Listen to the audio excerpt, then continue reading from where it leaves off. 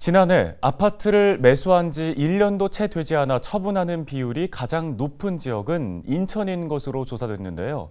전주대학교 부동산학과 하정민 개건교수와 함께 조금 더 자세하게 좀 짚어보도록 하겠습니다. 안녕하십니까? 네, 안녕하세요. 네, 먼저 수도권 지역에 최근 1년 사이에 매수한 아파트를 처분한 현황부터 한번 짚어볼까요? 현재 전국적으로 1년 사이에 매수한 아파트 처분 현황률이 굉장히 많이 높다라고 말씀드릴 수가 있겠는데요. 그중에서도 지금 인천 지역 같은 경우 수도권에서 그 단기 매도인의 매도 비율이 전국 평균 수도권보다 평균 2배가 많은 것으로 조사가 되었습니다. 1년 사이 매수한 아파트의 단기 보유 분의 16.6% 정도가 이 시점에 아파트를 처분했고요. 사실 조사가 시작된 이래에 가장 높은 비율이다라고 좀 말씀을 드릴 수가 있겠습니다.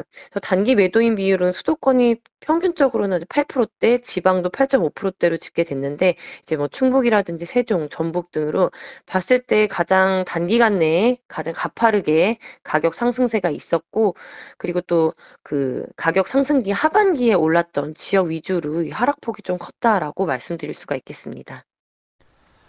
네, 특히 인천 지역에서 매수 1년 이내의 아파트를 가장 많이 처분하게 된 배경은 어디에 있을까요?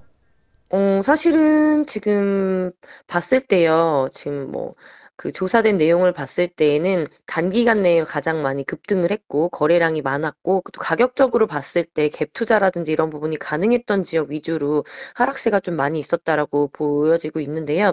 지금 봤을 때는 이제 2030 세대에 투자가 주를 이뤘던 지역들 같은 경우도 접근성이 또 투자하기에 무겁지 않았던 지역 위주로 이런 현상이 좀 많이 나타나고 있습니다. 사실 그렇다 해도요, 1년 내 매수 아파트의 경우 이제 급매를 제외하고 좀 버티기에 들어간 경우가 사실 많다라고 좀 보여지고 있는데요.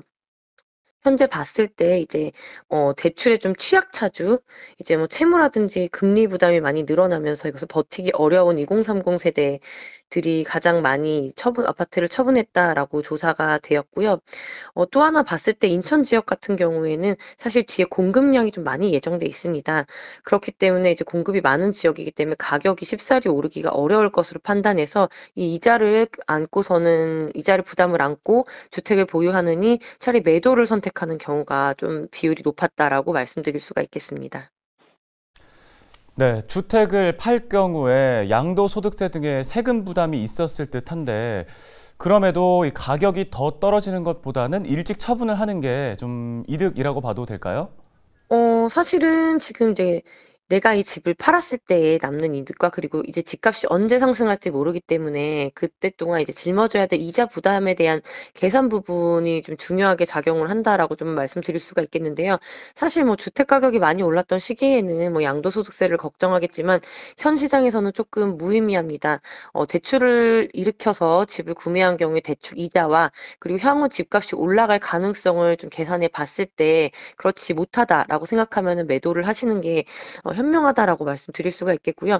현재 시장에서는 뭐 양도소득세를 걱정하는 게 좀 무의미하긴 하지만 많은 분들이 이제 시장이 좋아지기를 좀 기다리고 있는 상태고요.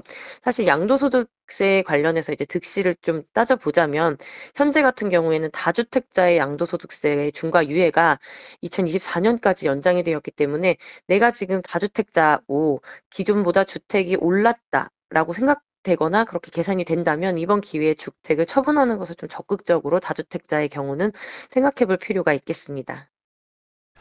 네, 알겠습니다. 끝으로 올해 인천 지역의 아파트값 얼마나 더 떨어질까요? 현재 지금 뭐 인천 지역뿐만 아니라 전국적으로 지금 봤을 때요, 아파트 가격이 뭐 8.5%, 그리고 수도권은 9%, 인천 지역 같은 경우에도 뭐 10% 가까이 하락할 것으로 좀 예상은 되고 있거든요. 사실 기존에 봤을 때 이제 거래량이 전년 대비, 그러니까 2021년 대비했을 때는 거의 45% 정도 감소를 했지만 올해 같은 경우에는 지금 뭐 세금이라든지 이런 문제로 소폭 증가할 가능성은 있어 보인다라고 말씀드릴 수가 있겠는데요. 그래도 여전히 이제 인천 지역 같은 경우에는 뒤에 공급량이 많고 미분양에 대한 리스크라든지 이런 부분이 대두가 되기 시작된다면 거래량은 많이 없을 것이다라고 좀 판단은 되고 있습니다. 따라서 지금 비율로 봤을 때에는 일반 수도권과 같이 발맞추어 갈 것으로 예상되고 있고요.